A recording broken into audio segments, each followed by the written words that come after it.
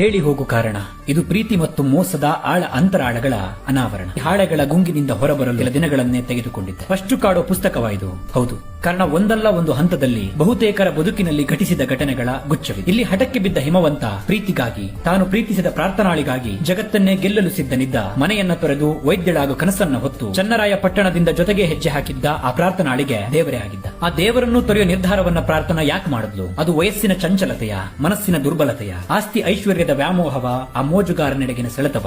ದೇವತೆಯಂತೆ ಅವಳನ್ನ ಕಂಡ ಹಿಮವಂತ ದೇಬುವಿನಂತೆ ಕಾಡಲಿಲ್ಲ, ರಮಿಸಲಿಲ್ಲ ಅನ್ನೋ ಕಾರಣವ? ಉತ್ತರವಿಲ್ಲ. ನನಗೊಂದು ಬದುಕು ಕೊಡ್ತೀಯಾ ಅಂತ ಕೇಳಿದ ಪ್ರಾರ್ಥನಾಳಿಗೆ ಗೊತ್ತಿಲ್ಲ, ಆದ್ರೆ ಬದುಕು ನನಗೆ ಕೊಟ್ಟಿದ್ದನ್ನೆಲ್ಲ ನಿರ್ವಂಚನೆಯಿಂದ ನಿನಗೆ ಕೊಟ್ಟು ಬಿಡ್ತೀನಿ ಅಂದಿದ್ನಲ್ಲ ಆ ಹಿಮವಂತ. ಅಂತವನನ್ನ ಬಿಟ್ಟು ಹೋಗೋ ಕಠಿಣ ಮನಸ್ಸು ಪ್ರಾರ್ಥನಾಳಿಗೆ ಹೇಗೆ ಬಂತು? ನನ್ನನ್ನ ನಂಬಿಕೊಂಡು ಸಾವಿನ ಕೊನೆಯ ಕಿಲೋಮೀಟರ್ನವರೆಗೂ ನಡೆಯುತ್ತೀಯಾ ಅಂದಾಗ ಮೌನದಲ್ಲೇ ಪ್ರಮಾಣ ಮಾಡಿದವಳಿಗೆ ಮರೆತು ಹೋಯ್ತಾ ಆ ಮಾತು. ಹಿಮವಂತನನ್ನ ಕಂಡು ಆಚಾರ ವಿಚಾರದ ಗಂಧಗಾಳಿ ಗೊತ್ತಿಲ್ಲದ ಊರ್ಮಿಳೆ ಬದಲಾದಳು. ದೇವುವನ್ನ ಕಂಡು ಅದೆಲ್ಲವನ್ನ ಮೈಗೂಡಿಸಿಕೊಂಡಿದ್ದ ಪ್ರಾರ್ಥನಾಳು ಪರಿವರ್ತನೆಯಾದಳು. ಹಾಗಾದರೆ ಬದಲಾವಣೆಯೇ ಜಗದ ನಿಯಮವ, ಅಥವಾ ಪರಿವರ್ತನೆಯೇ ಪ್ರೀತಿಯನ್ನ ಕೊಲ್ಲುವ ಅಸ್ತ್ರವ?